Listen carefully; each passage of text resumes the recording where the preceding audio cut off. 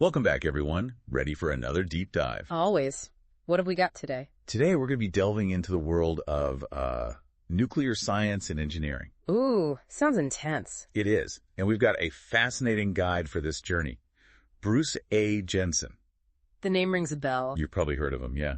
But we're going way beyond just a name drop here. We've actually gotten a hold of his resume. Okay, so what's so special about this resume? Well, let me tell you, this thing reads like an adventure novel. This guy has been involved in, every aspect of the nuclear field you can imagine. So we're talking about more than just, reactor design or something. Oh, much more. We're talking nuclear fuel cycles, safeguards, security, even the international diplomacy of making sure nuclear materials don't end up in the wrong hands. Okay, you've definitely piqued my curiosity. Where do we even begin with a career this extensive? Well, I figured we'd start with the mystery, something that really caught my eye in his resume.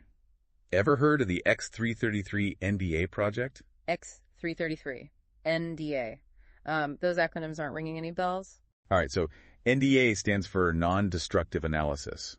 Basically, figuring out what's inside something radioactive without, blowing it up. Ah, right, I've heard of that. But X-333, that's a new one. Exactly. It just screams classified work, doesn't it? It definitely does. And it's not the only hint on his resume that points towards some pretty high-level stuff. Right. He was also a technical expert for the Department of Energy's High-Enriched Uranium Transparency Program. That's dealing with the very ingredients of nuclear weapons, but on a global scale. Wow. Okay, so this deep dive is going to be about more than just science. It sounds like we're getting into some serious geopolitical intrigue, too. You got it. We're going to trace Jensen's career path from his early days to all these high-stakes projects, see what we can uncover about what it really takes to work in this field. I'm ready. Let's dive in. All right, so to really understand where Jensen ended up, we got to go back to the beginning. Back to the start makes sense. So where'd he get his, nuclear education? He started with a master's in nuclear science and engineering from Idaho State University. Solid foundation. Then what? Straight into some top-secret government lab? Not quite, but close. He landed at Argonne National Laboratory West. Argonne! That's a big name in the nuclear world. So what was he doing there? Designing reactors? He started as a nuclear engineer, but quickly moved up the ranks. He eventually became the group leader of nuclear measurements and control. Okay, so less about building reactors, more about, analyzing what's going on inside them. You could say that. He was managing all the equipment that does that non-destructive analysis we talked about, making sure it met all those crazy, strict safety and security standards. I can imagine. We're talking about nuclear materials here, no room for error. Exactly. And the stuff he was working on, it's mind-blowing. He developed an NDA system to measure what they call hold up. Hold up? Yeah, it's the tiny amounts of nuclear material that can get trapped inside, like the pipes and processing equipment.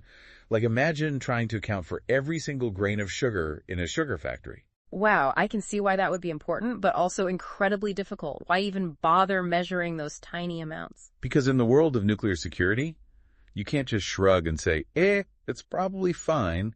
Every gram, every particle has to be accounted for. To prevent things from going missing. Exactly. It's not just about accidents. It's about preventing any possibility of theft or misuse, keeping it out of the wrong hands. Makes sense. So all of this was happening at Argonne, right? Was that the extent of his work there? Nope. His work at Argonne wasn't just limited to, domestic stuff. He was also involved in international safeguards and security programs. International? That sounds even more intense. What kind of programs? He was working with the newly independent states. The newly independent states, you mean the countries that emerged after the collapse of the Soviet Union? That's right. After the Soviet Union broke up, there was a huge concern about all their nuclear stuff. The materials, the expertise, all of it. Yeah, I can only imagine. A whole new set of security risks emerging practically overnight. Exactly.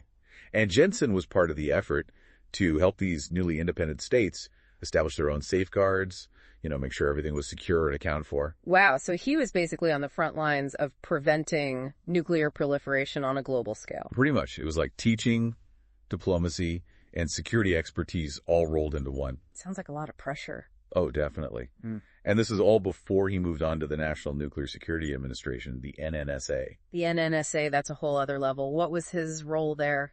He became a program manager, overseeing some pretty major projects. Like what? Well, one of them was the Federal Information System, a pretty vital part of tracking and managing nuclear materials. Okay, so even more emphasis on accountability. Absolutely. And then there's the MCNA Measurements Project. MCNA, I'm not familiar with that one. It stands for Material Control and Accountability.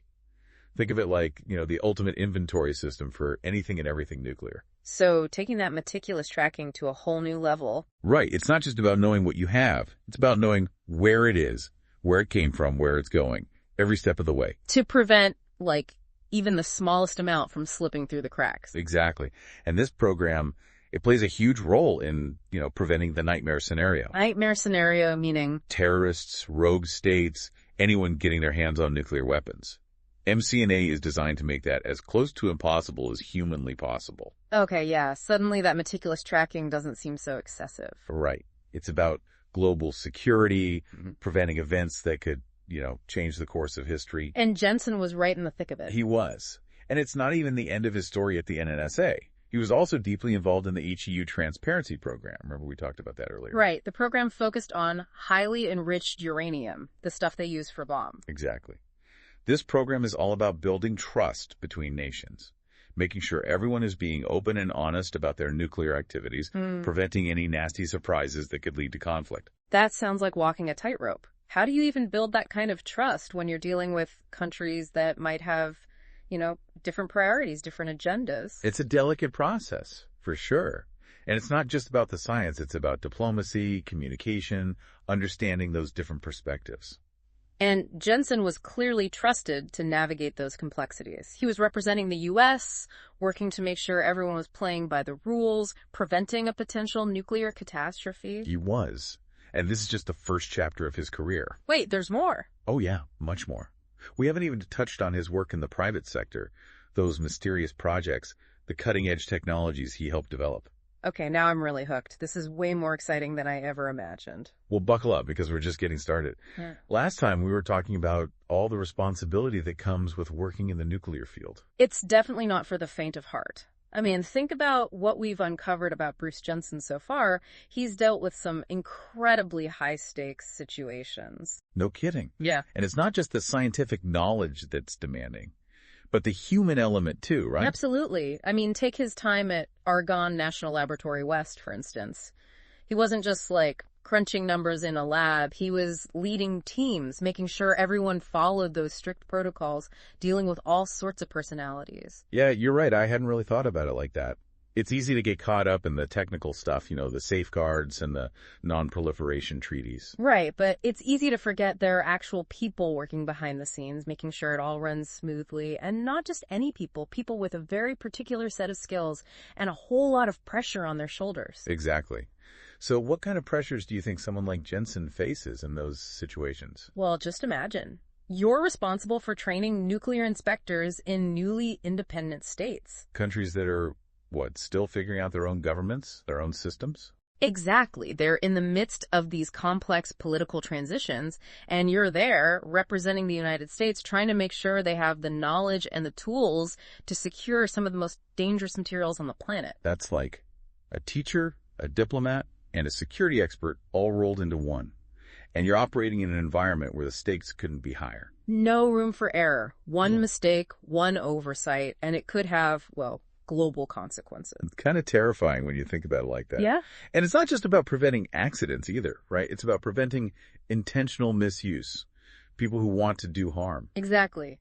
Think back to the HEU transparency program. We talked about how it's all about building trust between nations, right? Yeah, making sure everyone is playing by the rules when it comes to highly enriched uranium. But what happens when you encounter resistance? Or when there's suspicion of hidden agendas? That trust can erode pretty quickly. That's where those diplomacy skills must come in. It's not just about presenting data. It's about building relationships, finding ways to communicate and overcome those obstacles, making sure everyone is on the same page, working towards the same goal. Right, the goal of preventing the spread of nuclear weapons. And from what we've seen, Jensen was pretty successful at that. Remember, he wasn't just stuck behind a desk. He was involved in those special monitoring visits, working with the temporary monitoring offices. He was out in the field, doing the hands-on work, the inspections, verifying information, making sure everyone was following those international agreements. He was a boots-on-the-ground kind of guy, which makes me think he must have some stories to tell. Oh, I bet. Some tense moments, some breakthroughs, some real insights into how this world works. It's just It's just fascinating to think about. It really is, and it highlights just how much of a human element there is to this work. It's not just about following protocols and equations, it's about navigating those complex interactions between people, building trust in the most challenging of circumstances. And what's really interesting is that even when Jensen transitioned to the private sector, that commitment to responsibility, it didn't disappear. Not at all. He carried it with him to Pro2Serve and then to nuclear consultants and engineers. He kept applying his expertise, but in new ways, in new contexts. It's like that experience working on those international security issues, it just became part of his DNA. Exactly. And one project that really highlights this is his work with the X-333 NDA project. It was a long-term, complex project, and he was involved for years. Yeah, that one's still a bit of a mystery, isn't it? We still don't know all the details, but it clearly involved some pretty advanced technology, like that large component assay system he helped design and implement. That system was most likely used for measuring large components from decommissioned nuclear facilities. Think about the Department of Energy's Portsmouth decontamination and decommissioning project, for example. Decommissioning, so like taking apart old nuclear sites, the ones that are no longer in operation. Right. Cleaning them up, making them safe.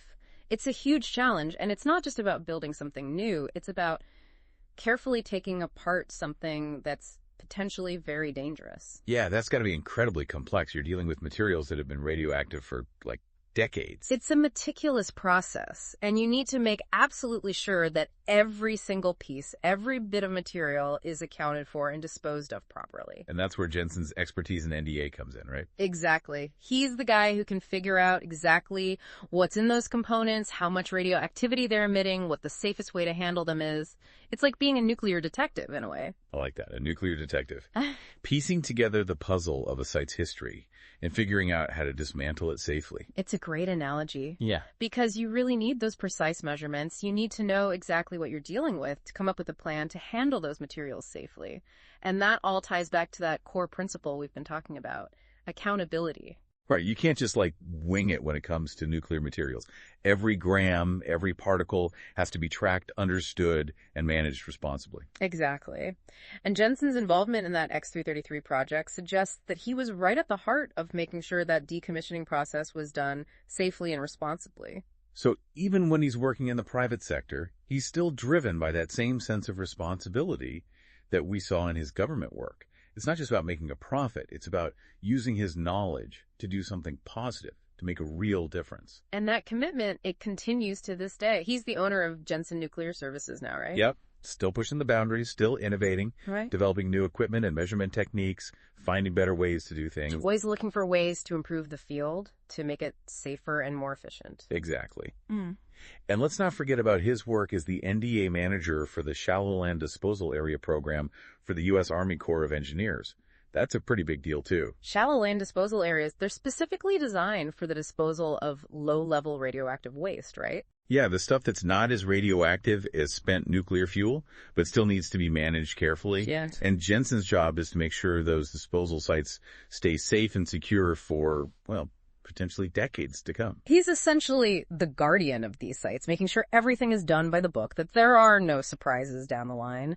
And he's not just relying on old methods, he's developing new technologies, new ways to monitor and measure those materials. So it's like he's come full circle, right? From doing research in a lab to managing projects to becoming an entrepreneur, and now back to the hands-on work of ensuring the safe disposal of nuclear waste. It's quite a career trajectory. And it's not over yet. Oh, I know. There's still so much to unpack about this guy.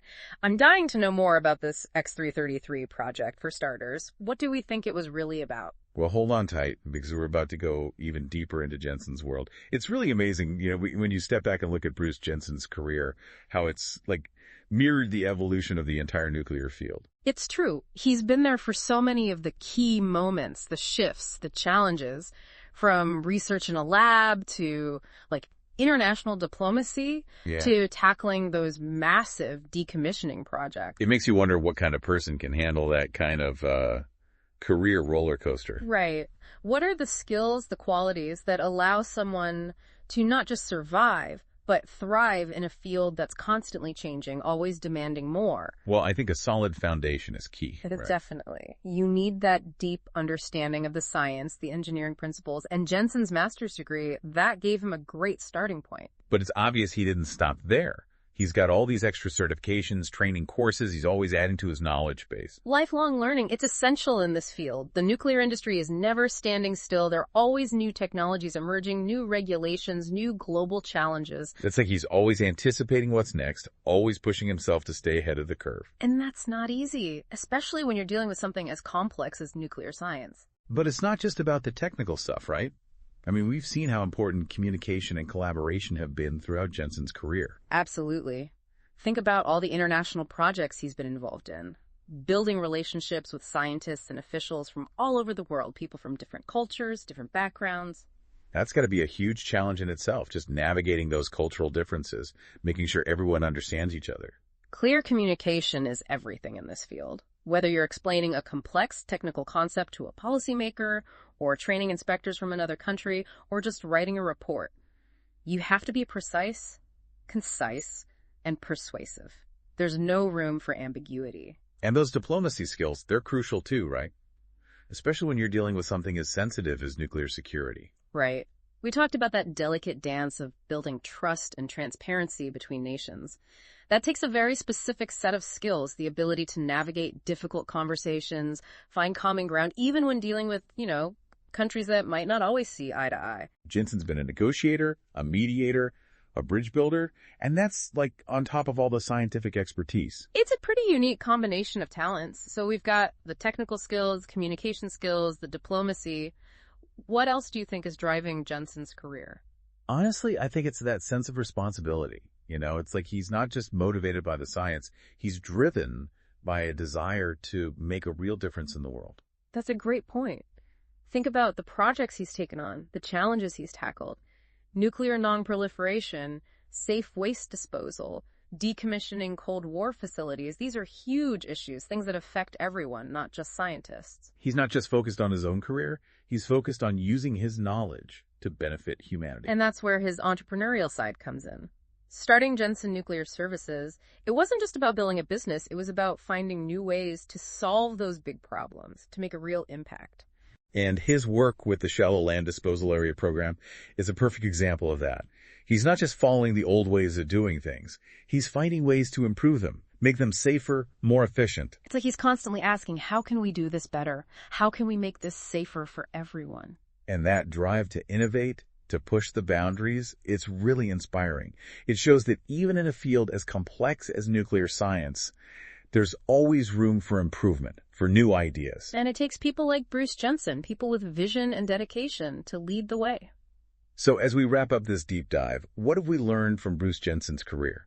Well, I think the biggest takeaway is that the nuclear field is so much more than just science and engineering. It's about people, it's about communication, it's about understanding global issues and finding solutions that benefit everyone. And it's about never stopping learning, never being satisfied with the status quo, always pushing for something better. Jensen's story shows us that it's possible to have a successful career in this field, but it takes more than just technical skills. You need passion, you need dedication, and you need that unwavering commitment to responsibility.